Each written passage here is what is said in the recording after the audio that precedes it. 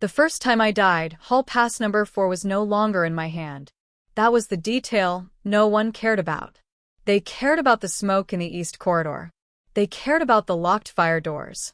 They cared about the 8 minutes missing from the security footage. They cared about the body of a student found inside the sealed theater storage room.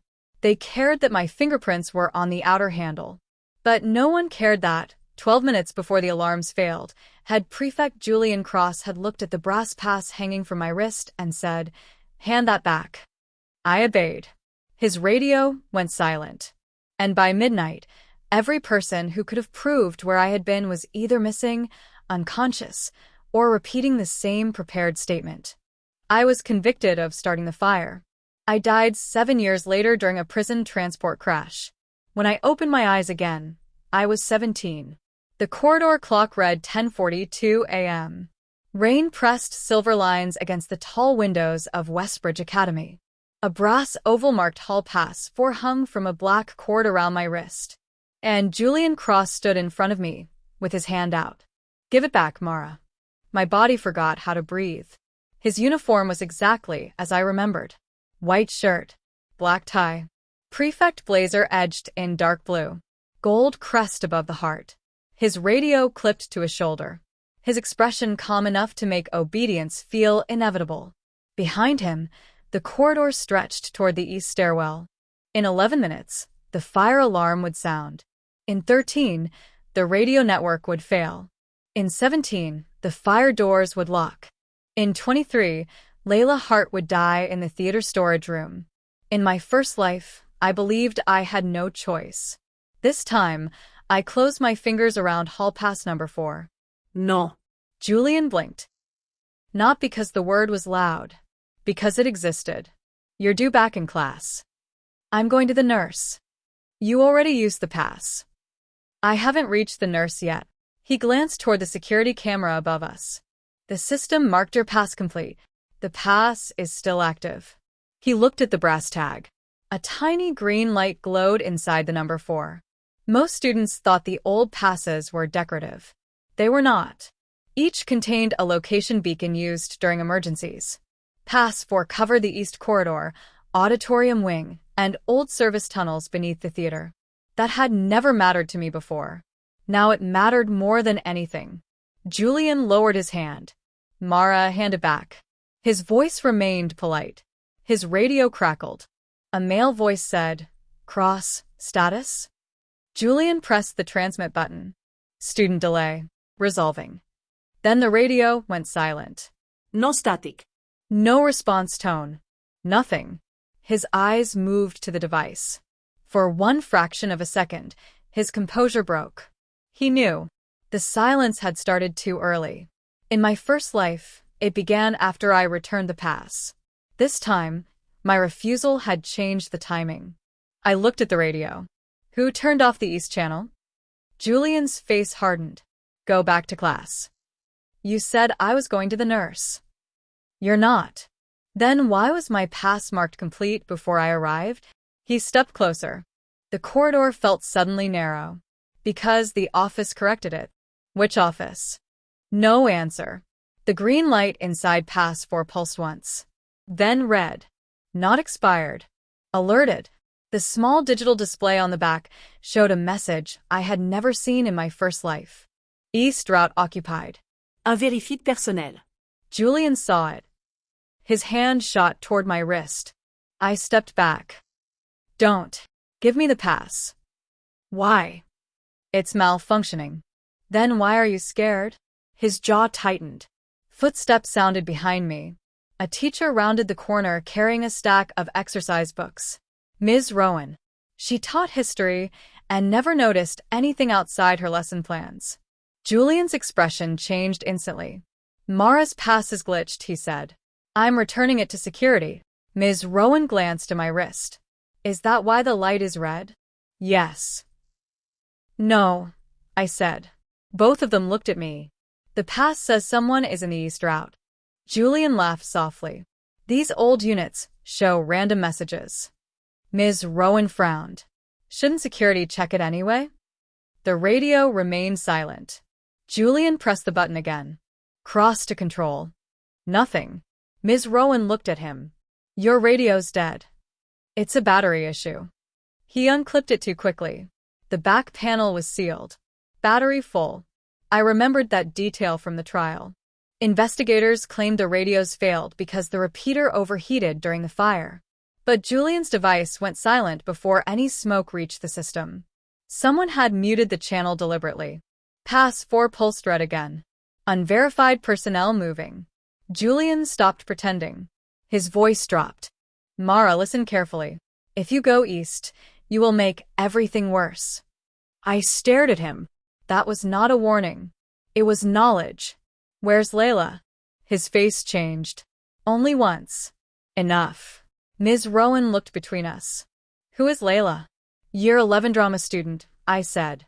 She was sent to collect costume keys. Julian said, she's in class. No. How would you know? Because in my first life, I watched paramedics carry her body out beneath a white sheet. Because I heard her mother scream at the gates. Because prosecutors used my fingerprints on the storage door to claim I trapped her inside. I could not say any of that. So I lifted pass 4. It says someone is east. Ms. Rowan put down her books. We should check. Julian stepped between us and the stairwell. No.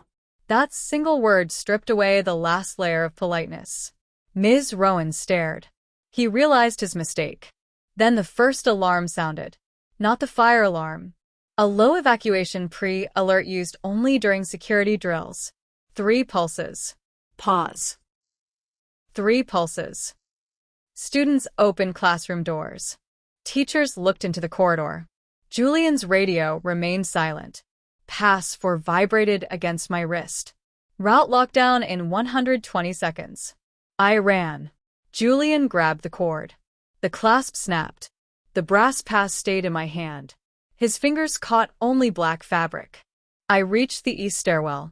Ms. Rowan shouted for another teacher to call security. Julian followed. Stop her. No one moved. Pattern interruption. Prefects were obeyed when they sounded calm.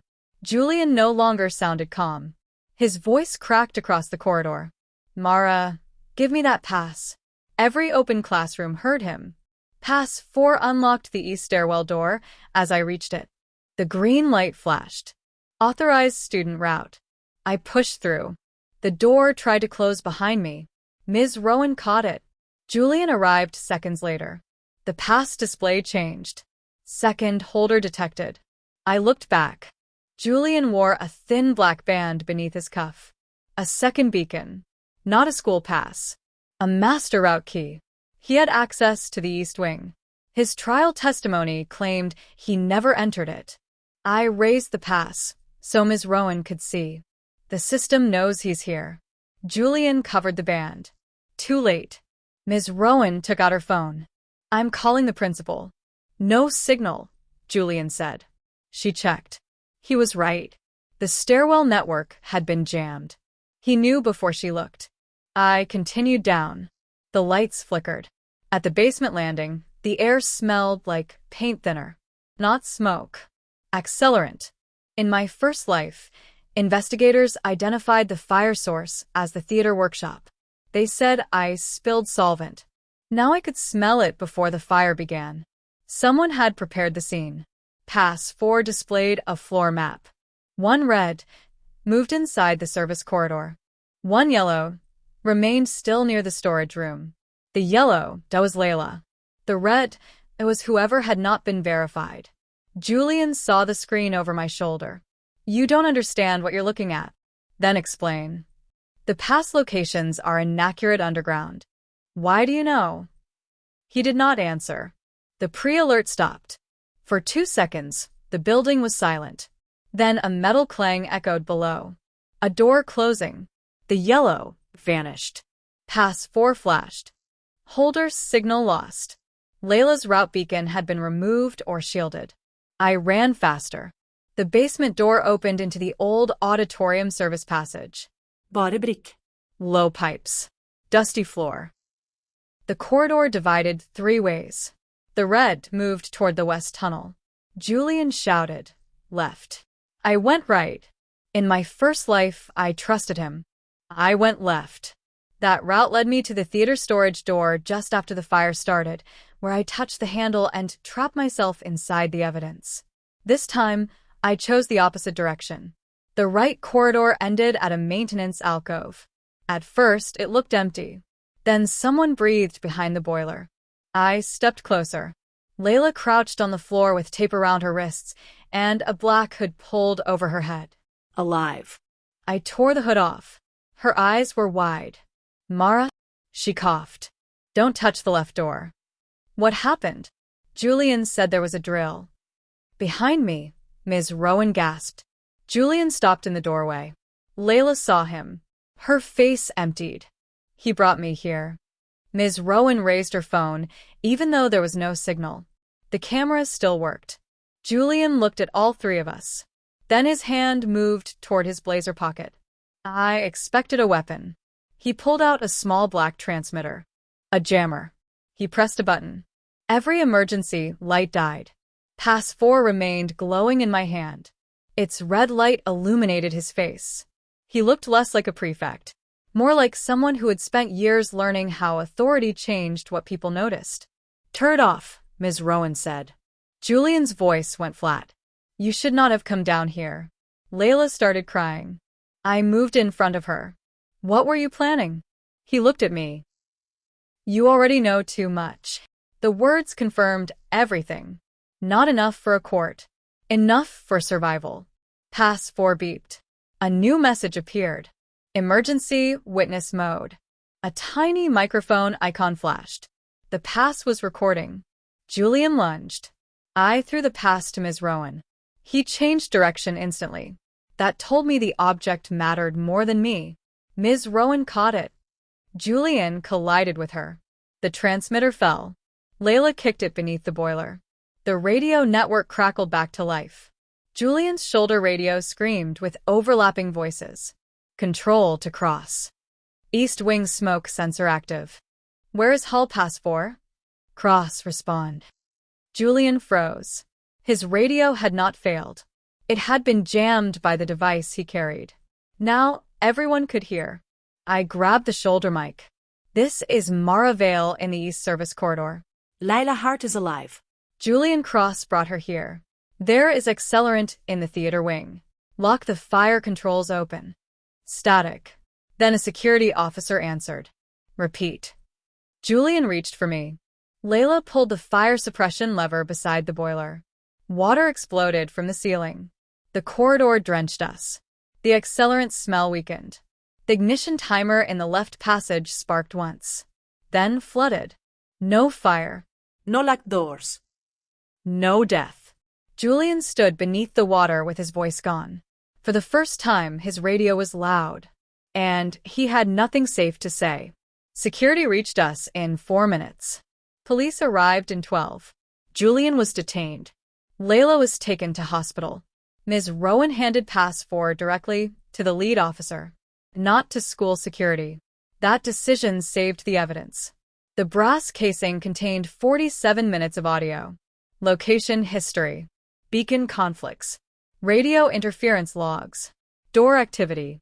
The school had built Hall Pass 4 after a student disappeared in the service tunnels decades earlier. It was not merely a permission token. It was an independent safety recorder. Only 4 such passes existed. Number 4 covered the oldest and least supervised part of campus. Julian had told me to return it because he needed the recorder gone before the staged fire.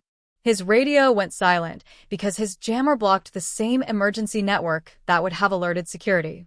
In my first life, once I surrendered the pass, he placed it inside the office charging dock. The system closed my route. My location disappeared. His route key remained hidden. Then he set the scene. This time, the pass stayed with me. So did the truth. But the truth was not complete. Julian did not act alone. Police searched his locker. They found route maps, burner phones, and a list of student names. My name was 7th. Layla's was 8th. Beside each name was a code. A 1. A 2. B4. C3. Mine read V4. The lead investigator, Detective Sana Ortiz, asked whether I recognized it. No. I did. Not from school. From prison.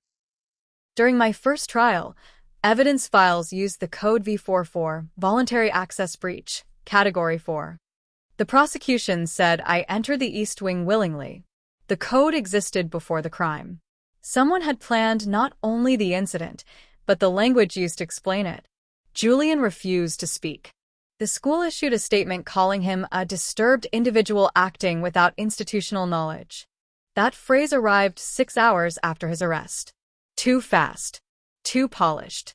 Too convenient. Westbridge wanted one guilty prefect. I knew better. Julian was 17. He did not design a radio jammer alone.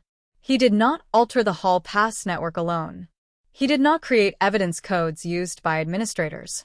Someone trained him. Someone protected him. Someone expected the school's records to tell the story after the witnesses were gone. I kept the broken black cord from Pass 4. Not the brass tag. Police held that. The cord had snapped when Julian tried to take it. A small physical record of refusal. I tied it around my notebook.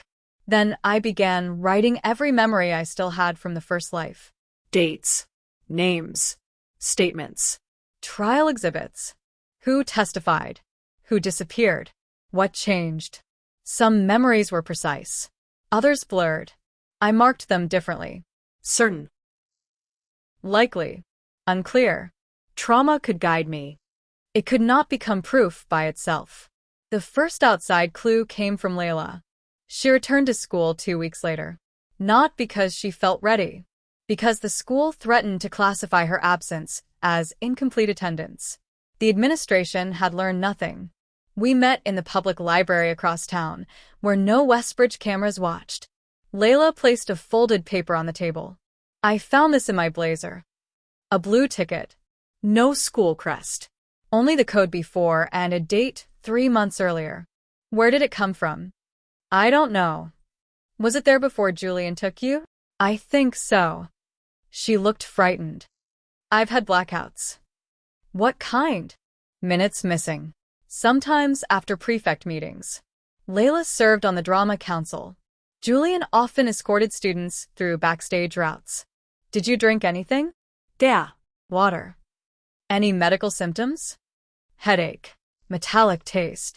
The code list was not a target list. It was a test list. Students were being classified. Observed. Possibly drugged. Hall Pass 4 covered the theater wing, because that was where the trials occurred. Trials of what? I remembered a prison doctor asking whether I experienced memory gaps before the fire. At the time, I thought he was testing mental stability. Now, the question looked different. Someone expected amnesia. Detective Ortiz listened when we brought her the ticket. She did not promise answers. She sent it for testing. The paper contained trace residues of a short-acting sedative. Not enough to affect someone through touch. Likely transferred from a container.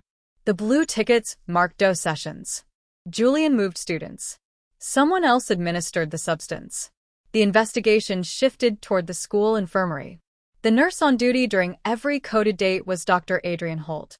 He had worked at Westbridge for 18 years. He also testified against me in my first life. He claimed I displayed paranoid behavior before the fire. That testimony convinced the court I invented Julian's involvement. Now police searched his office. They found nothing. Too clean. Dr. Holt smiled at reporters. I welcome the investigation. His voice was calm. I distrusted it. Then corrected myself. Calm was not evidence. The empty office mattered. The coded dates mattered. Layla's symptoms mattered. The residue mattered.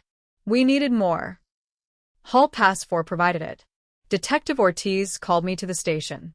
The pass had stored environmental readings. Temperature. Sound. Air quality fluctuations. On 8 coded dates, the East Corridor showed brief spikes in aerosolized compounds matching the sedative residue. The school used the route as a testing chamber. Students were sent through with passes. Their movement, reaction time, confusion, and compliance were measured. Why? A private security company funded Westbridge's Student Safety Innovation Program. The company was named Sentinel Behavioral Systems. Its product promised to predict panic and obedience during emergencies. Not academic research. Human testing on students. Hall passes became tracking devices. The sedative created disorientation. Prefects gave instructions. Cameras measured who complied. Students who resisted received V codes. Voluntary breach. I was V4 because I asked too many questions during an earlier drill. Layla was B4 because she followed instructions until the fourth stage. Julian had been both test subject and recruiter. Sentinel offered him a university scholarship and a paid training position. He moved students through the system. Then Layla found a hidden camera in the theater storage room. She threatened to report it. The staged fire was meant to destroy the equipment and discredit her. I became the scapegoat because I had AV4 classification and happened to hold Pass 4. No. Not happened. I was issued Pass 4 intentionally. The office wanted me on the route, so the system could place me near the fire. Julian tried to reclaim it only because the pass entered witness mode unexpectedly. The plan had layers. The institution did not merely cover a crime. It manufactured one around me. Detective Ortiz obtained a warrant for Sentinel's campus office. The company evacuated overnight. Servers were wiped. Paper files burned in a metal bin behind the administration building. But one technician stayed. Her name was Priya Sun. She had maintained the Hall Pass firmware. She contacted me through an encrypted account. I refused to meet alone. We arranged a video call with Detective Ortiz present. Priya appeared in darkness. I built witness mode, she said. Why? Because I knew the project was wrong. Why didn't you report it? I tried. To whom? Principal Harrow. The principal. Not Holt. Not Julian. The top. What happened? He told Sentinel. Priya lost her job. Then they rehired her as a contractor under confidentiality terms. They needed me to disable Pass 4 before the fire, she said. Did you? I tried. Why did it still record? Her mouth trembled. I left a fallback. Witness mode activated when 3 conditions occurred together. Route conflict. Radio silence. Physical coercion. Julian triggered all 3. Priya had built a trap into the system. Not for him specifically. For anyone misusing it. Why Pass 4? Because the old East network was independent. Harrow never upgraded it. He thought obsolete systems were weak. She almost smiled. They were harder to control. Detective Ortiz asked where the original Sentinel data was stored. Priya looked away. Offshore. Where? I don't know the server. Who does? Dr. Holt. The school nurse managed physiological testing. He held the encryption key. Police returned to the infirmary. Holt was gone. His car remained. His home was empty. At 6:20 p.m., Hall Pass 4 activated inside evidence storage. No one touched it. The display showed. Remote holder distress. Location: Westbridge North Tunnel. A paired beacon still existed. Someone had copied Pass 4's holder profile. Holt. Or Julian. Or another student. Detective Ortiz drove. I was told to stay. I did not. Not because I believed rules no longer mattered. Because the message used my holder identity. I needed to know whose distress the system linked to me. The North Tunnel ran beneath the old chapel. Police entered from both ends.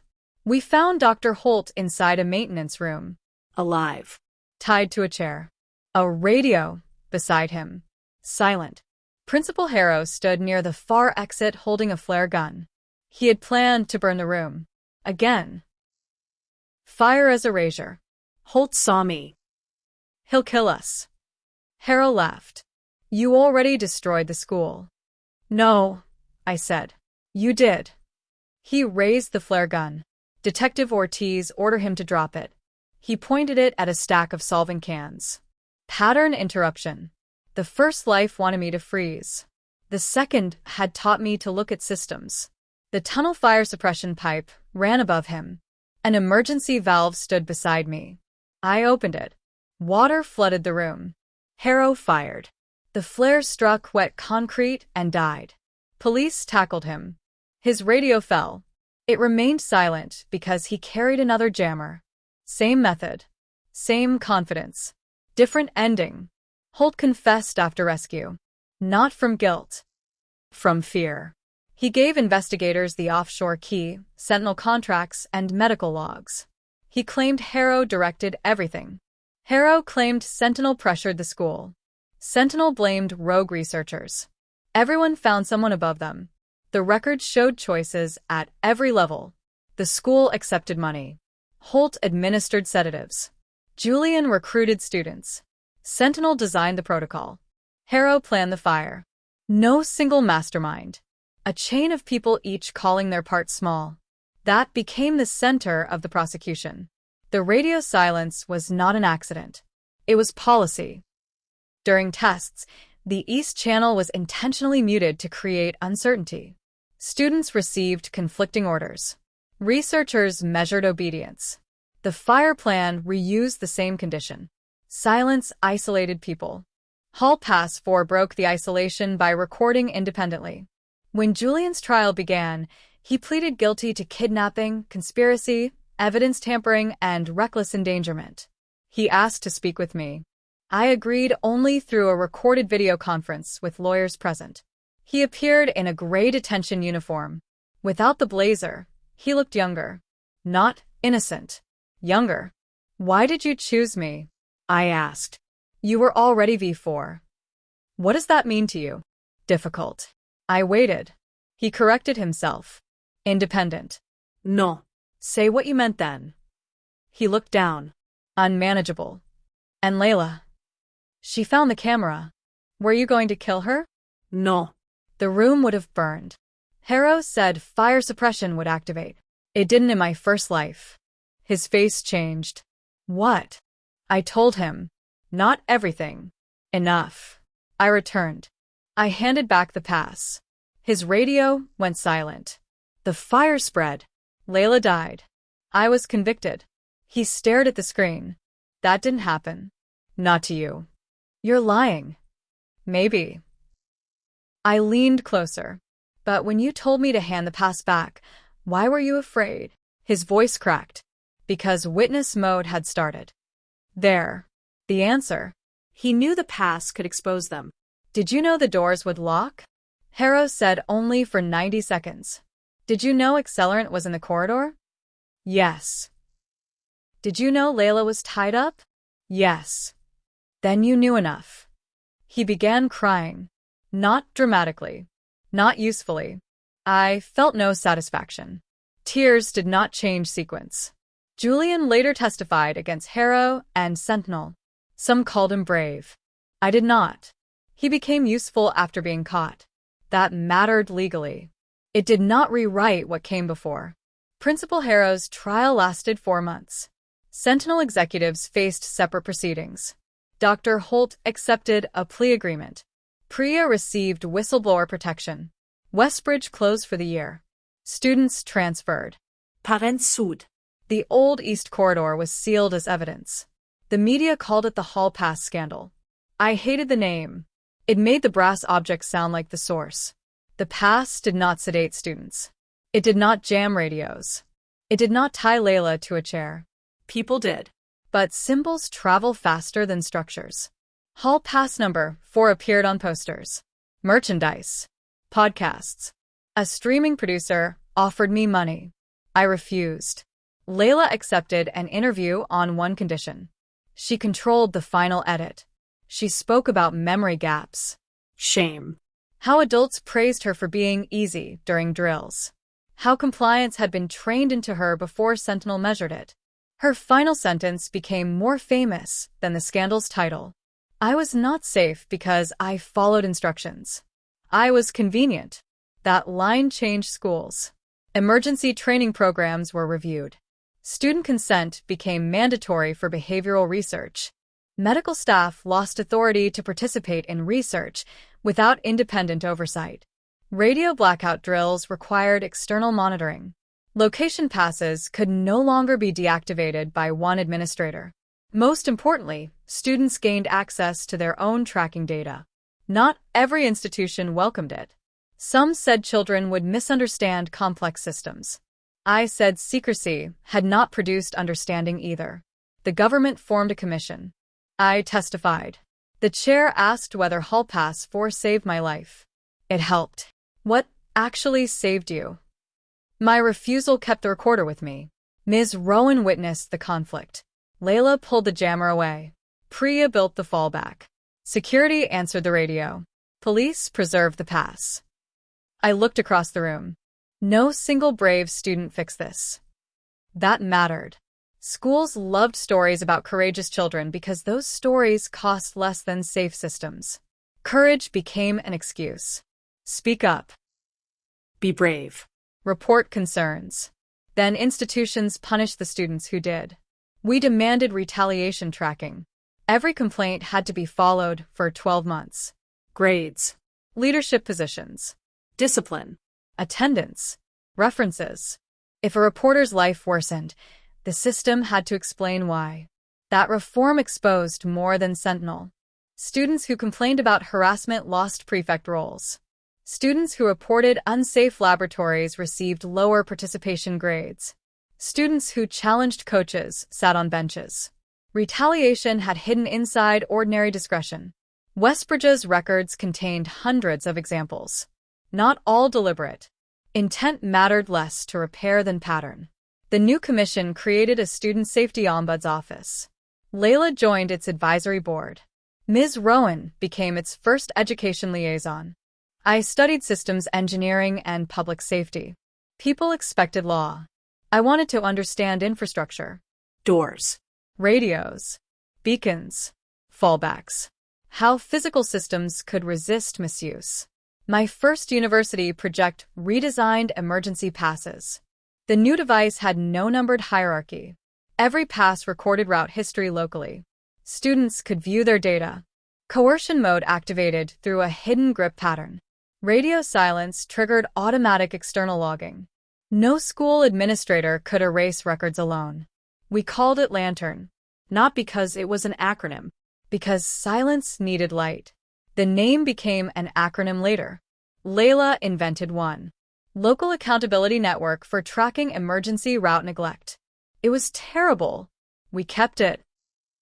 Lantern pilots reduced missing student response times. They also created privacy concerns. Parents wanted constant tracking. Schools wanted behavioral analytics. Sentinel's logic returned wearing safety language. I opposed expansion. A safety device should activate during defined routes and emergencies, not become permanent surveillance. Some victims' families disagreed. Tracking could prevent harm, they said. They were right. It could. It could also create new harm. The answer was not purity. It was limits. Clear activation. Visible status. Short retention. Student access. Independent audit. No behavioral scoring. No secret secondary use. Every safeguard came from something Westbridge violated. Years later, a school requested permission to use Lantern data to predict truancy. I refused. They argued absence was a safety issue. I said expanding purpose after collection broke consent. They built a different system.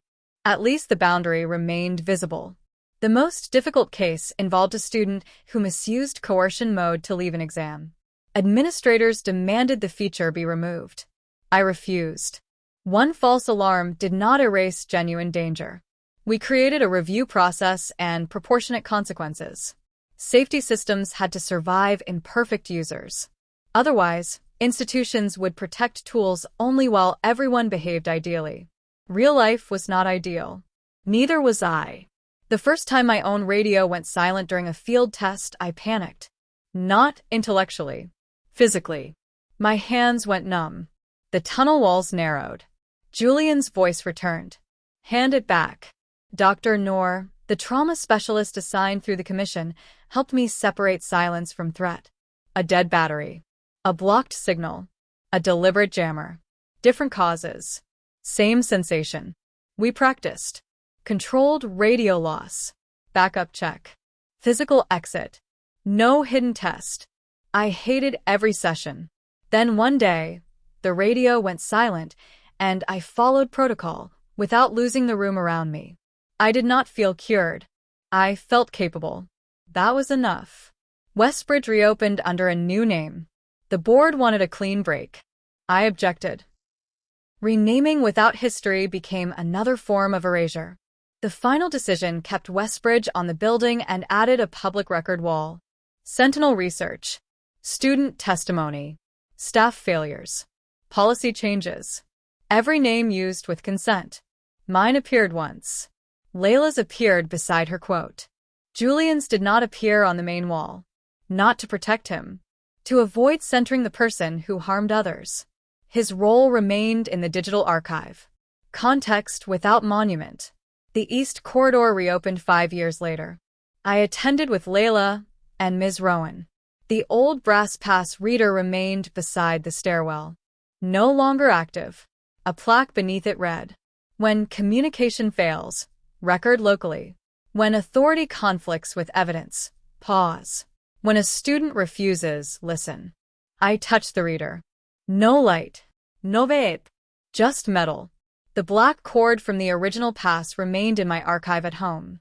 The brass tag entered the National Museum of Education and Safety. I placed conditions on display. No heroic reconstruction. No fake smoke. No dramatic radio loop. The exhibit showed the system map, the jammed channel, the witness mode trigger, the altered student codes, the people involved. Visitors could hold a replica pass. When they pressed the hidden grip, the screen displayed, "Your location record belongs to you." That message made me cry the first time I saw it.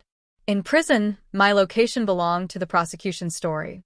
At Westbridge, it belonged to administrators. In the Second Life, Pass 4 kept a copy no one else controlled. Ownership of one's own presence became the principle behind my work. At 40, I led an inquiry into emergency tracking at youth detention centers. Radios routinely went silent in isolation wings. Staff called it poor signal. Local logs showed manual suppression. The same method. Silence creating unobserved space. Young people reported abuse. The institution called them unreliable. We installed independent recorders and external alerts. Incidents dropped. Not because every worker became good, because darkness became harder to manufacture. One officer accused me of distrusting staff. "I distrust unreviewable power," I said. He replied, "Same thing." It was not. Trustworthy people also benefited from records. Evidence protected them from false allegations. Systems built only around assumed goodness failed everyone. At 50, I visited Julian in prison. Not for forgiveness. He had information about an early Sentinel pilot at another school. The meeting was recorded. He looked older. His voice was quieter. "Do you still carry the cord?" he asked. "How do you know?" Layla mentioned it in the documentary. "Yes." "Why?" "It reminds me that a restraint can break." He looked at his hands. "I thought the pass made you dangerous." No. "Keeping it did." "Why?" "Because it kept your version alive." That was the closest he came to understanding. He gave me the pilot name. We investigated. 3 former students received compensation. One learned that her panic disorder diagnosis began after an unconsented sedative drill. Records changed medical lives long after research ended. We corrected what we could. Not everything. Some harms had no clean repair. The commission offered therapy, legal support, public acknowledgement. Money. None equaled the lost years. But imperfect repair was not worthless. I learned to resist 2 extremes. Calling consequence justice. Calling incomplete justice meaningless. Both simplified pain. Layla and I remained friends. Not constantly. Not symbolically. We disagreed. She supported permanent body cameras for prefects. I opposed constant surveillance. She called me naive. I called her authoritarian. We stopped speaking for 6 months. Then a new proposal used lantern data to rank leadership reliability. We both arrived at the same hearing without coordinating. She sat beside me. "Still annoying?" she asked. "Yes." "Good." We defeated the proposal together. Friendship did not require identical fear. Our experiences had shaped different instincts. Her safety came from more visibility. Mine required limits on tracking. Good policy held both. At 60, I retired from the commission. My final report concerned radio silence in schools. The data showed most communication failures were mundane. Dead batteries, uncharged devices, poor coverage, training gaps. Only a small fraction involved deliberate suppression. Some officials argued that proved concern was exaggerated. I wrote, "Rare deliberate silence causes disproportionate harm because it removes the very systems designed to summon help. Frequency alone does not measure severity." The report required silent radio events to generate automatic review, not accusation. Review. A pause long enough to ask why. The same principle from Pass 4. Red light. Silent channel. Conflicting instruction. Do not surrender the evidence before understanding the mismatch.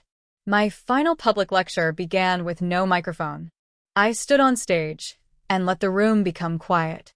Then I said, "Silence is not empty. Sometimes it is engineered." The audience listened. I told them about communication systems. Not Rebirth. Not prison. Not Julian's face. The public story belonged to evidence. The impossible story remained mine. At the end, a student asked what she should do if an authority figure demands an emergency device back. Ask why. What if there is no time? Move toward witnesses. What if the radio is dead? Use the device's local record. Use another channel. Leave the isolated space if safe. What if they say I'm causing trouble? I looked at her. Trouble is not a safety category. She wrote that down. Years later, I saw the phrase on a school poster. I disliked posters. I liked that one. The commission's first discovery after the arrests was not another hidden tunnel. It was a cupboard.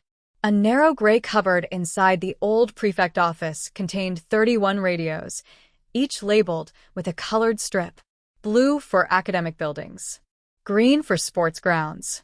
Yellow for boarding houses. Red for emergency command. And one black radio with no school inventory number. The black radio had no speaker. Only a transmit button, a channel dial, and a small digital timer.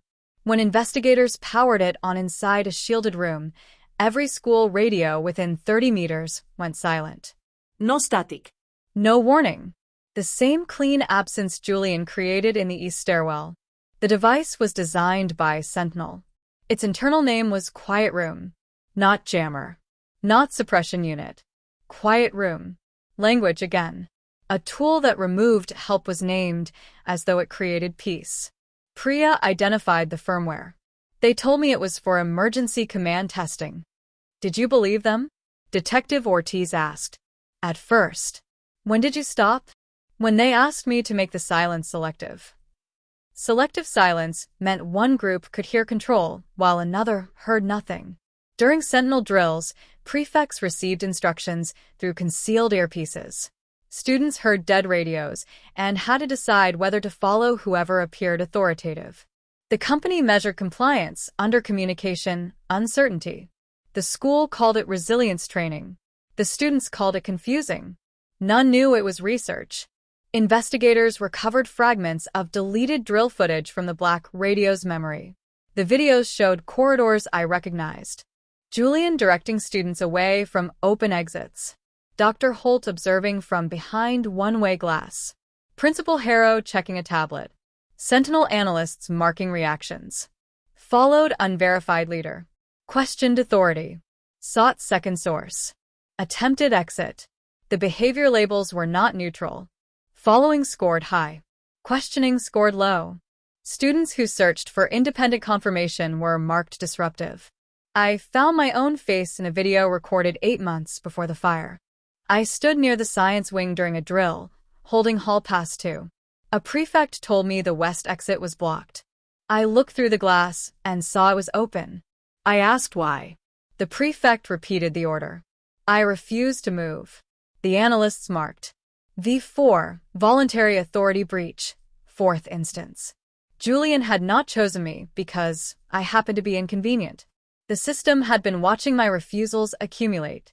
The fire plan needed a student whose previous record could be reframed as reckless noncompliance. They selected me because I noticed contradictions. That knowledge changed the way I viewed my first conviction. The prosecution claimed my resistance to staff proved guilt. Sentinel had spent months manufacturing a profile that made the claims seem natural. They did not invent my behavior. They assigned it a meaning. I questioned. They wrote unstable. I sought evidence. They wrote defiant. I resisted isolation. They wrote dangerous. By the time the fire occurred, the school possessed a vocabulary for turning every survival instinct into motive. Layla sat beside me while we watched the recovered footage. In one clip, she followed Julian into the theater corridor without hesitation. The analyst marked B1. Later, she obeyed instructions to wait inside a dark room. B2. Accepted an unlabeled drink from Dr. Holt. B3. Forgot 6 minutes. B4. Layla stopped the video. I look stupid. No. I followed everything. You were trained to. I still did it. You were 16. So were you. I got lucky. She stared at me. You remembered dying. I had told her by then. Not because I wanted belief. Because our friendship could not survive my unexplained certainty forever. She believed me in pieces. The predicted alarm. The exact corridor. The prison code. The way I knew she would be in storage. Still, belief did not comfort her. If you hadn't come back, I would be dead. Yes. And nobody would know? Not in time. She closed the laptop. For weeks afterward, she refused all instructions automatically. Teachers asked her to open a book. She demanded reasons. Her mother asked her to call when she arrived home. She called it surveillance. A waiter recommended a dish. She asked who paid him. Trauma had turned refusal into reflex. People praised her for becoming assertive. I worried. There was a difference between questioning authority and losing the ability to accept ordinary trust. Dr. Noor helped both of us. During one session, she placed a glass of water on the table. Drink this, she told Layla. Layla folded her arms. Why? Because you said you were thirsty. Did you put anything in it? No. How do I know? You don't. Layla looked triumphant. Dr. Noor continued. What evidence would be sufficient? A sealed bottle. She brought one. Layla inspected the cap. Then still refused. Dr. Noor did not pressure her. After 5 minutes, Layla opened it herself. The exercise was not about obedience. It was about building a threshold for trust. Reason. Evidence. Choice. Not permanent suspicion. My own problem was different. I trusted systems more than people. Pass 4 recorded. Therefore Pass 4 felt safe. Dr. Noor challenged that too. Who designed it? Priya. Who funded it? Sentinel. Who controlled most settings? The school. Could it be wrong? Yes. Do you feel that? No. Emotionally, Pass 4 had become infallible. A brass guardian. That was dangerous. During a technical review, engineers discovered its location data drifted by up to 9 meters underground. The yellow that led me to Layla could have represented the adjacent room. I had still needed to listen for breathing. The device guided. It did not know. We added an exhibit note explaining the error margin. Some supporters objected. They wanted the pass preserved as perfect proof. Priya insisted on publishing every limitation. People trusted Sentinel because it claimed precision it didn't have, she said. We don't fix that by making a better myth. She was right. Pass 4's strength came not from perfection, but independence. It kept a separate record. It allowed comparison. Truth often emerged from disagreement between systems. The commission examined all 4 historic passes. Pass 1 covered the administration wing. Pass 2 covered laboratories. Pass 3 covered sports facilities. Pass 4 covered theater and tunnels. Passes 1 through 3 uploaded directly to the school server. Only pass 4 stored locally because the basement network was unreliable. Obsolescence saved us. The upgrade everyone postponed became the reason Harrow could not erase the record remotely. For years, institutions treated old infrastructure as mere weakness. The case showed something more complicated. New centralized systems were efficient. They were also easier for one authority to control. The commission required independent backups separated from operational administration. Not old technology. Distributed technology. No single delete button. That reform became controversial when a student used a pass during a private counseling visit. The local log preserved her out. Her parents demanded access. She refused. The school argued safety records belonged to guardians. We faced a difficult question. Who owned a minor's location? The easy answer was parents. The honest answer required context. A student seeking help for abuse might need privacy from home.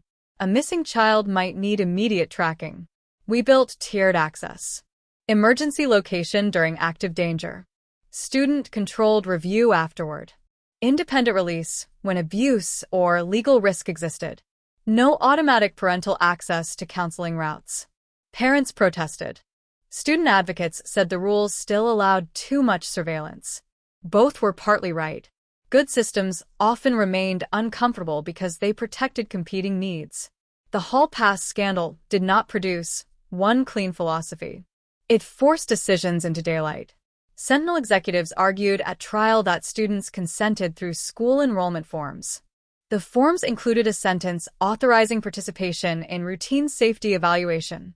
Buried on page 42. No mention of sedatives. Behavioral scoring. Radio suppression. Hidden cameras. The company's lawyer called it broad consent. Layla's barrister asked whether he would consider signing a restaurant booking broad consent to experimental poisoning. The judge reprimanded her for rhetoric.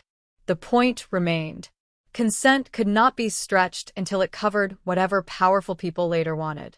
Sentinel's chief executive, Owen Rusk, testified that no student suffered permanent physical injury. Layla stood up in the gallery. Her mother pulled her back down. During cross-examination, prosecutors displayed medical reports showing memory loss, panic attacks, and altered diagnoses. Rusk said those outcomes were subjective. Then Priya's internal emails appeared. One message from Rusk read, "Psychological disruption is a useful proxy for emergency realism." He knew. Disruption was not a side effect. It was part of the product. Sentinel sold realism by manufacturing fear. The black radio created silence. The sedative created uncertainty. Prefects created authority pressure. The company measured who surrendered judgment fastest. Military and private security buyers were interested. Westbridge students were the cheap test population. The trial ended with convictions for unlawful experimentation, conspiracy, fraud, and evidence destruction. Rusk received 12 years. Other executives received less. The company dissolved, then reappeared under 3 new names through asset sales. That pattern angered me. A corporation could die and reincarnate without memory or punishment. People could not. We pushed for successor liability. Any company purchasing Sentinel's patents inherited legal obligations and data deletion orders. Investors complained that this discouraged rescue investment. Good. Some assets should not be rescued without their harms. The black radio was destroyed after trial. I opposed it, then learned its hardware contained proprietary encryption that could be reused. The court ordered supervised dismantling. Priya removed the memory chip for the archive. The transmitter coils were cut. The device that made radio silent could never transmit again. We watched through glass. Layla whispered, "Do you feel better?" No. Me neither. Objects rarely delivered emotional endings. The radio was a mechanism. People created the silence around it. Our real work remained. The first major lantern failure happened during a mountain camp. A storm knocked out cellular service. 3 students left a marked trail after a teacher gave conflicting directions. Their passes recorded location locally, but the rescue team could not retrieve data remotely. The media called the system useless. I joined the field review. One student had manually activated coercion mode, because she thought the teacher was leading them toward a flooded crossing. She was right. The pass stored the alert. But no external channel existed. We had design protection against school administrators, not weather isolation. A technical failure. A conceptual failure. We treated communication as either available or deliberately silenced. Nature created a third condition. We added peer-to-peer relays. Passes could share emergency data with each other and any nearby rescue receiver. No central network required. The update later helped find a lost student in a national park. Failure became design information. That principle came from Priya. Never defend the tool from the incident, she said. Defend the people by changing the tool. Institutions often reversed that. They protected reputation, explained why procedure had been reasonable, blamed unusual circumstances. The Mountain Review publicly listed our mistakes. Trust in Lantern recovered. Not because we claimed perfection, because we showed correction. At university, I studied radio engineering, even though static made me nauseous. The first laboratory exercise involved deliberate channel interruption. My partner switched off the repeater without warning. The room went silent. I dropped the handset. Everyone stared. The instructor asked whether I needed to leave. Old shame rose. Then I said, yes. I stepped outside, breathed, returned. We repeated the exercise with warning, then without warning, slowly. By the end of term, silence remained unpleasant but no longer became a tunnel. My final project modeled communication failure as evidence. Most systems logged messages sent and received. Few logged expected messages that never arrived. Absence was not recorded. We created heartbeat signals. If a radio should check in every 30 seconds and failed, the gap became a time-stamped event. Silence gained a record. Emergency services adopted the design. Years later, it exposed misconduct in a private prison where staff disabled radios before assaults. That case brought my two lives close together. I visited the facility during the investigation. Steel doors, painted lines, cameras, a transport van in the yard. My body remembered dying in the crash. I nearly left. Then a detainee named Rosa spoke through the interview glass. They always say the radios failed. Her hands shook. How often? Only when they take someone to the back corridor. Selective silence. Same pattern. We compared heartbeat logs. The devices had not failed. They were powered off manually. Supervisors knew. The prison contract was terminated. Several officers were charged. Rosa's testimony was finally believed because the missing radio signal supported it. Afterward, she asked why I cared so much. I could not tell her that another version of me died in custody. I said, because silence is an action when someone creates it. She nodded. That's what they never understand. I think they understood. They relied on others not understanding. Rosa later joined the commission as a lived experience advisor. Her first recommendation removed the phrase communications failure from incident reports unless a technical cause was verified. Staff had to write what happened. Radio powered off. Battery depleted. Signal obstructed. Channel jammed. Unknown. Specific language reduced hiding places. The change spread to schools and hospitals. Words became engineering controls. Another unexpected consequence involved hearing-impaired students. Radio-based safety systems assumed sound. Silent channels meant something different to people who never relied on audio.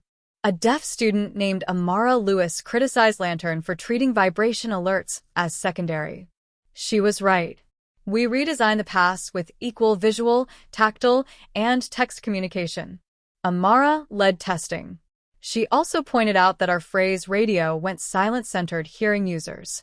Communication failed for you, she said. For me, it was inaccessible from the start. That expanded the project. Safety did not mean restoring one dominant channel. It meant multiple channels with equal authority. Visual maps, vibration codes, text prompts, physical beacons, peer relays. The device improved because someone outside the original story challenged its assumptions. I learned to welcome that discomfort. Personal experience gave insight. It also created blind spots. At 35, I made a serious mistake. A school reported that a prefect had attempted to confiscate a lantern pass during an argument. The student activated coercion mode.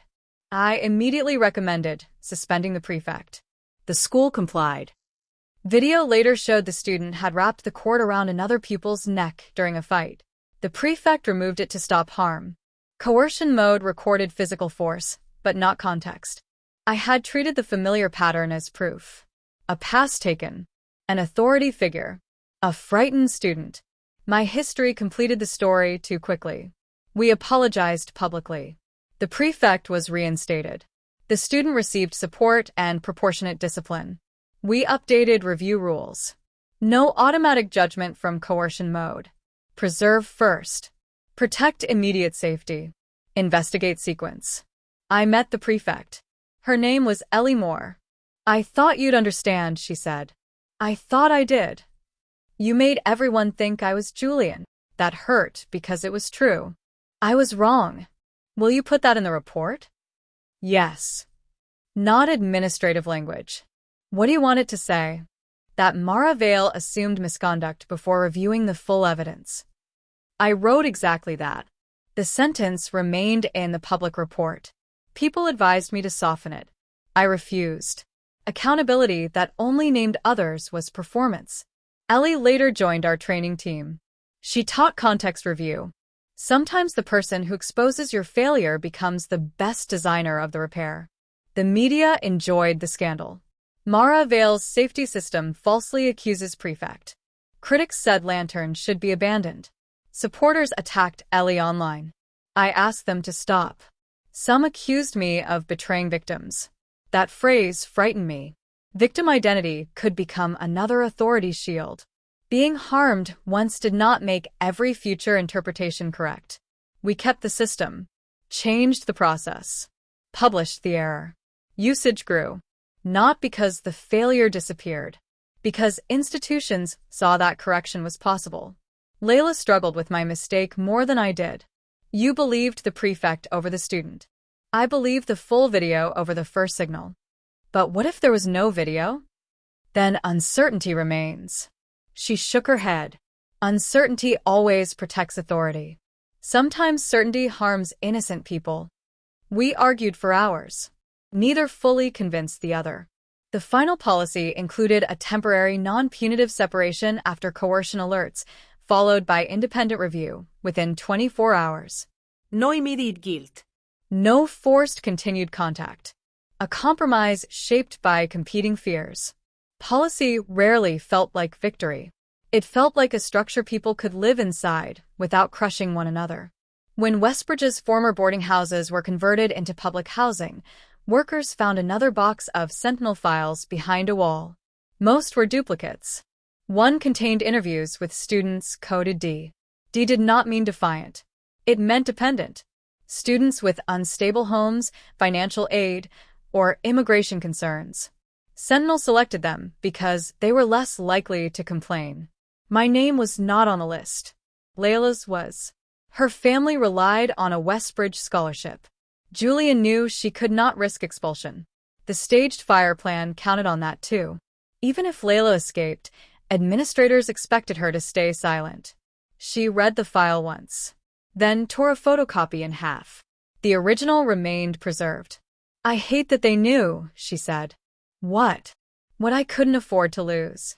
Institutions often called support generosity, then used dependence as leverage. The commission required scholarship decisions to be separated from complaint handling. No person involved in discipline could control aid. Emergency grants protected students who feared retaliation. Reports increased. Again, administrators called the rise concerning. Again, we said visibility was not deterioration. One student reported a coach 2 weeks after receiving an emergency grant. The school investigated. The coach was removed. Without financial protection, she said she would have stayed silent. Safety sometimes looked like money, not heroic speeches. Rent. Fees. transport, a place to go after refusing. That changed how I understood my own second chance. I could say no because Ms. Rowan became a witness, because Pass 4 kept a record, because the stairwell door opened, because Layla acted. Refusal without support could become punishment. We built support around it. At 42, I met Priya at a technology conference. She had become an expert in adversarial safety design. Her lecture began with a photograph of Pass 4. The question is not whether an administrator can misuse the system, she said. The question is what remains true after they do. She designed systems assuming pressure, coercion, deletion attempts, conflicting authority, not because every user was malicious, because safety had to survive the possibility. Afterward, she confessed something. I knew a fire was planned. I stared. How much? Not the date. Not Layla. Harrow asked me whether heat would destroy local storage. Why didn't you tell police? I did. They said it was hypothetical. Why didn't you tell me? I didn't know you. You saw my name in the route test. Yes. Anger arrived late and fierce. You could have warned students. I was afraid. So were we. I know. She did not defend herself. That made anger harder.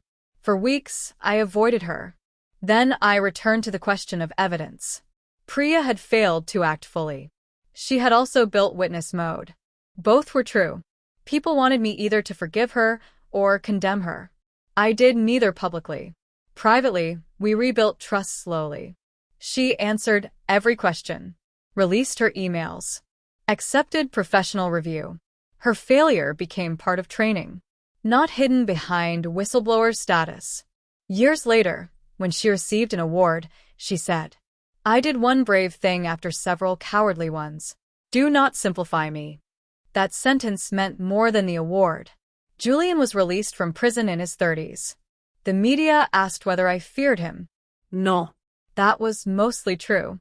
He lived under supervision and could not work with minors or security systems. He sent no messages. Then a radio arrived at my office. Old model. Battery removed. No return address. Inside the battery compartment was a note. I am sorry the silence lasted so long. Police traced it to Julian. The message violated no order. It also crossed a boundary. I did not reply. I asked his supervisor to instruct him not to contact me again. Some friends called the note meaningful. I found it self-centered. His apology asked me to carry his emotional ending. I declined. Not every remorse deserved access. Years later, I heard he worked repairing household electronics. A small life. Ordinary. That was enough information. Harrow died in prison. Dr. Holt lost his medical license. Sentinel's former executives scattered. The story's villains did not remain dramatically present. Systems did. That was where my attention belonged. The original East Tunnel eventually flooded beyond repair. Engineers recommended sealing it permanently. Layla opposed. People will forget. I supported closure. Memory does not require preserving every dangerous space. We compromised. The tunnel was filled and sealed. A digital reconstruction preserved the route. Artifacts remained in the archive. The physical hazard ended. Not every site needed to become a shrine. At the sealing ceremony, workers poured concrete into the stairwell. The old pass reader disappeared behind a wall. I felt grief. Unexpected. The corridor held terror. It also held the moment Layla lived. Ms. Rowan put a hand on my shoulder. Ready? No. The concrete continued anyway. Readiness was not always required for necessary endings. We watched until the opening vanished. The public record wall remained upstairs. Memory moved. Near retirement, I taught a course called Engineering Against Silence. Students expected radio technology. The course covered more. Missing logs. Unanswered complaints. Disabled alarms. Private meetings. Inaccessible channels. Financial retaliation. Language that hid action. Silence as infrastructure. For their final project, Students designed one safeguard for a system where authority might suppress communication. One created a medical consent recorder controlled by patients. One designed a construction alarm that notified workers' families if disabled. One built a school complaint receipt impossible for administrators to delete. One designed nothing electronic. A brightly colored door wedge students could use to keep an isolation room door open during disputed meetings. Simple, physical, effective. Technology was not always the answer. The best project came from a quiet student named Hannah. She designed a policy requiring every emergency instruction to include source and reason. Not go left. Security control directs left because smoke is detected right. Context made contradictions visible. During testing, compliance slowed by 2 seconds. Correct decisions improved dramatically. Sentinel wanted obedience speed. Hannah designed informed action. We adopted the protocol. Years later, during a real school fire, students questioned an unofficial voice directing them toward smoke because the instruction lacked source and reason. They chose the marked route. Everyone survived. No one knew Hannah's policy saved them. That was normal for good systems. Their success looked uneventful. My final conversation with Layla happened in a hospital. She was dying of an illness unrelated to Westbridge. We were both old. Her voice had weakened, but still carried impatience. "Do you think we used the second life properly?" she asked. "You only had one." "You know what I mean." "I did. Mostly. Mostly, I made mistakes." "So did I." "We could have done more. We did enough to become annoying historical figures." I laughed. She held my hand. Did I die quickly the first time? The question had waited decades. I could have lied. "No." She closed her eyes. "Were you there?" "Not at the end." "Good. Why?" "I don't want you remembering everything." "Too late." But I understood the kindness. She continued, "Promise me you'll stop carrying my first death after this one." "I don't know how." "Learn." Layla died that night. I grieved both versions. The girl beneath the white sheet. The old woman who still hated weak tea. One life did not cancel the other. But the second added weight.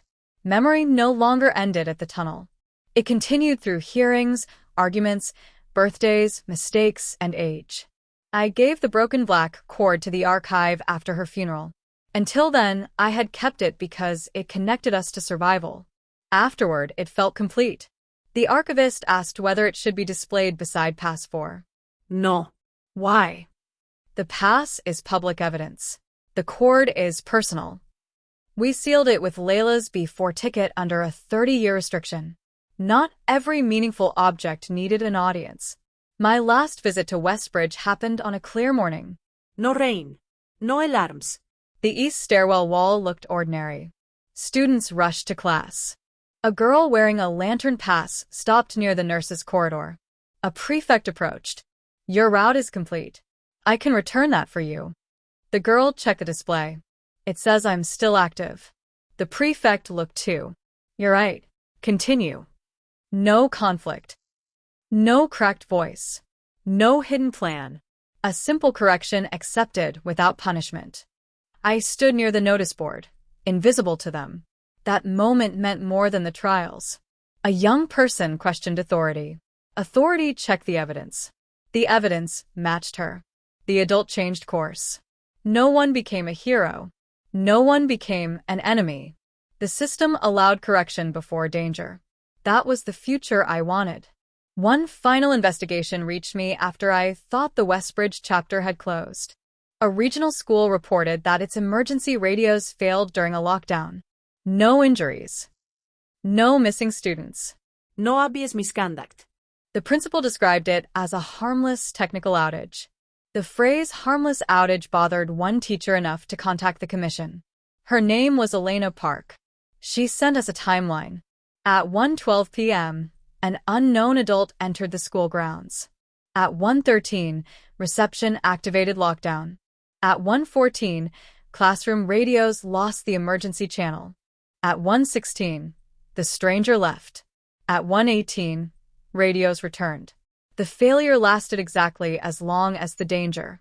Coincidence was possible. So was design. We inspected the system. The radios used Sentinel's successor, hardware purchased through a liquidation sale years earlier. The black quiet room transmitter had been destroyed. Its firmware had not. A maintenance contractor installed a diagnostic feature allowing remote channel suppression during testing. The school did not know. The contractor insisted no one had activated it. Server logs showed a test command sent from the district office. The district safety director said he wanted to evaluate staff behavior during an unannounced drill. He did not know a real stranger had entered the grounds at the same time. Intentional silence. Accidental overlap. No conspiracy. Still dangerous. Teachers had locked doors without radio guidance. One class received instructions through a public address speaker. Another heard nothing. A student with a medical emergency could not reach the nurse. The district called the timing unfortunate. I called the design unacceptable. No person should be able to suppress emergency communication merely to observe behavior. Testing had to occur on isolated channels with visible consent and backup systems. The inquiry ended without criminal charges. The director lost his position. The firmware was removed nationally. Some people considered the response excessive because nobody died. That was the entire point. Reform before a funeral always looked disproportionate to people who understood danger only after consequence. Elena Park later asked whether I knew immediately that the silence was deliberate. No. You suspected? Yes. Because of Westbridge? Yes. Does that mean your trauma helped? The question was sincere. I thought carefully. It gave me a pattern to test. So, it was useful. Pain can produce information. That does not make pain beneficial. She nodded. I had spent years resisting stories that thanked suffering for wisdom. My first death did not need to become a gift. Prison did not become worthwhile because I built safer radios. Layla's first death did not become necessary because policies changed. Harm remained harm. What we did afterward belonged to us. The district case produced the silent test rule. No live emergency channel could be disabled for behavioral evaluation.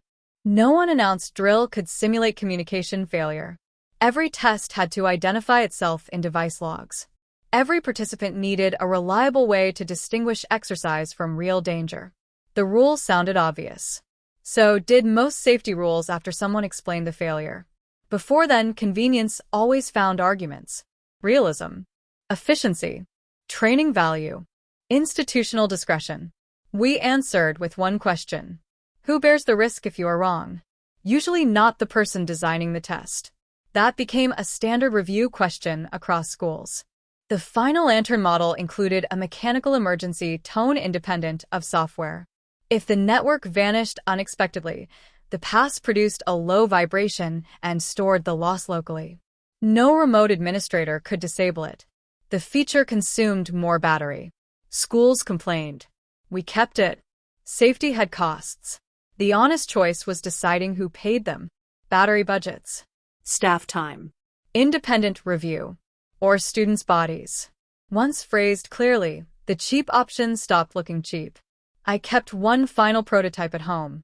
Not hall pass 4. A plain gray lantern unit, without a number. At night, its charging light glowed beside my keys. For years, I checked it compulsively. Battery. Signal. Local storage. Then one morning, I realized I had forgotten to charge it. Nothing happened. I smiled. A safety device did not need to become a ritual of fear. I replaced the battery and continued my day. That small lapse showed me how far I had traveled. From a girl whose life depended on one brass pass remaining active, to a woman who helped build systems with backups. If one device failed, another record remained. If one radio went silent, another channel opened. If one witness disappeared, others held copies. Redundancy was engineering. It was also community. The last paper I published was not about hardware. It was titled, "No One Should Be the Only Signal." I wrote about students who reported danger alone. Workers whose complaints existed in one inbox. patients whose consent was recorded by the same institution benefiting from it. A single signal could be muted. Safety required distribution. Tell a friend. Create a receipt. Use an external channel. Preserve locally. Design systems that assume one line may fail. The paper ended with Layla's name. Not as victim. As co-author. She had reviewed early drafts before her death and written half the section on financial dependence. Publishing after she died required permission from her daughter. She agreed. The journal initially wanted to list Layla posthumously in an acknowledgement instead. I refused. She had written the work. Her name remained beside mine. A record of presence. That mattered more than symbolism. At the paper's launch, the microphone failed. The auditorium speakers went silent. Everyone looked at me. The coincidence was almost embarrassing. I stepped away from the podium. The room held 200 people. I raised my voice. Can the back hear me? Someone shouted. Barely. Staff rushed to repair the system. I could have waited. Instead, attendees opened the event transcript on their phones. A sign language interpreter continued. The live caption screen used a separate connection. Communication persisted through multiple channels. I laughed. This, I said, is the entire paper. The room laughed with me. The microphone returned 3 minutes later. Nothing was lost. That was the final pattern interruption. Silence occurred. No one became isolated. No authority controlled the only route. The system failed. The community did not. Coda, present on the route. After my death, the archive released the restricted box containing the broken cord and Layla's before ticket. Not immediately. 30 years after deposit, exactly as we requested. By then, most people who opened the box knew us only through records. The archivist invited Layla's daughter, Priya, Ms. Rowan's grandson, and several former students to attend. My own niece represented me. Inside lay 2 objects that looked almost worthless. A strip of black fabric. A faded blue ticket. No brass pass. No radio. No dramatic evidence. Just what 2 girls kept. The archivist read our joint note aloud. The ticket marked a roll assigned without consent. The cord marked the moment that roll failed to hold. Neither object should be interpreted without the other. That sentence became the display label. Visitors often asked why the ticket was not destroyed. Because destruction would have hidden the method. Others asked why the cord was not repaired. Because the break was the point. A restraint designed to return pass 4 to authority snapped when authority pulled too hard. The pass remained with me. The route remained recorded. The 2 objects told a complete sequence only together. Assignment. Refusal. Break. Witness. Years later, a student researching the exhibit discovered that her own school still used behavior codes descended from Sentinel language. Cooperative. Resistant. Authority-seeking. Exit-focused. The terms appeared in a modern emergency training rubric. No sedatives. No hidden cameras. But the worldview survived. She filed a complaint. The school reviewed the rubric and removed personality scoring from safety drills. The discovery reminded everyone that harmful systems rarely vanish completely after scandal. They leave vocabulary, habits, default settings, assumptions copied into new templates by people who no longer know where they came from. That was why archives mattered. Not to keep fear alive. To show lineage. When someone said, "This is how we have always measured behavior," the record could answer, "Here is who designed it and why." The final national guidance replaced behavior ratings with observable actions. Confirmed exit. Requested clarification. Located alternate route. Assisted peer. Lost communication. No moral labels. No compliant child. No difficult child. Only what happened. That change would have transformed my first trial. I had not been unstable. I had asked why an open exit was called blocked. I had not been reckless. I had kept an active safety device. I had not breached authority. I had followed evidence. Precise language could not return the first life. It could protect the next girl. At the archive opening, a schoolgirl stood before the display for a long time. Her teacher called the group onward. She remained. Finally, she asked the archivist, "Was Mara scared when she said no?" The archivist checked the transcript preserved from Pass 4. Yes. How can you tell? Her breathing was fast. Did her voice shake? Yes. The girl looked relieved. I thought brave people sounded sure. The archivist smiled. Sometimes brave people sound frightened, because they are. The girl rejoined her class. That question became the last part of the story I never knew it needed. Julian's confidence had carried authority. My fear had nearly erased credibility. The radio recorded both, without deciding who was right. Evidence elsewhere completed the meaning. A red route warning. Layla bound behind the boiler. The jammer in Julian's hand.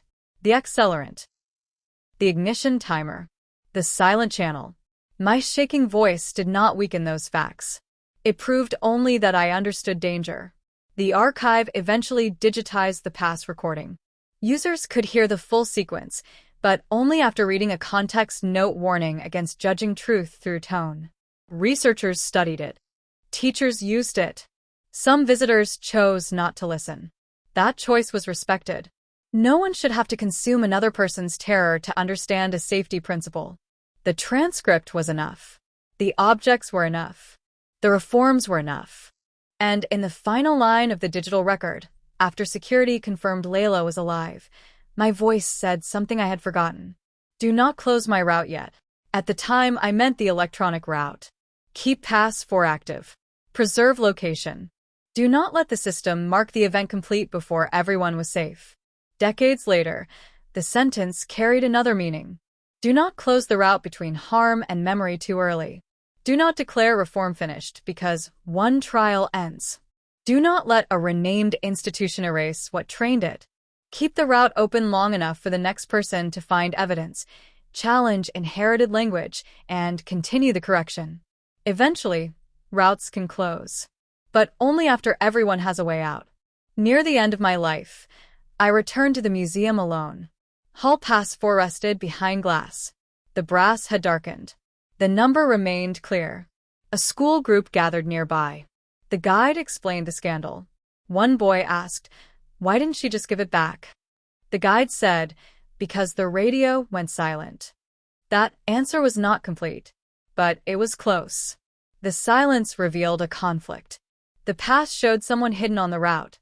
Julian's fear exposed urgency. My memory supplied the warning. I kept the object long enough for witnesses to gather. No single fact would have saved us. Together, they formed a pattern. I stood behind the group, unrecognized. A girl held the replica pass. "The screen displayed your location record belongs to you." She said, "That should always be true." The guide nodded. I smiled. The future had learned the sentence without needing my name. Outside, rain fell against the museum steps. I wrapped my coat tighter and walked toward the station. A security guard's radio crackled, then went silent. He checked the battery. Switched channels. Called from a wall phone. Routine. Competent. No panique. No hidden tunnel. I watched until communication returned, then continued walking. The first time, I handed back hall pass number 4 and disappeared inside someone else's account. The second time, I held it. His radio went silent. My location remained. Layla lived. The fire never started. The record survived. But the real victory was not that one brass pass proved I was right. It was that, eventually, no student needed a miracle device to prove she had been there. The system learned to keep multiple records. The adults learned to treat silence as a warning. The students learned that refusal was not misconduct when evidence and authority diverged. And I learned that being difficult was sometimes the most accurate thing a frightened girl could be. I kept the broken cord until my final year. Then I gave it to Layla. "Why me?" she asked. "Because you pulled the jammer away." She tied it around a box containing her blue B4 ticket. 2 small objects. One marked a test. One marked a refusal. We donated the box to the archive under joint ownership. Not mine. Not hers. Shared. The label read, Objects retained by students who refused the roles assigned to them. That was the ending. Not a prefect punished. Not a principal imprisoned. Not a school renamed. 2 girls alive long enough to decide what the evidence meant. The radio silence had once been designed to isolate us. Instead, it became the moment everyone started listening.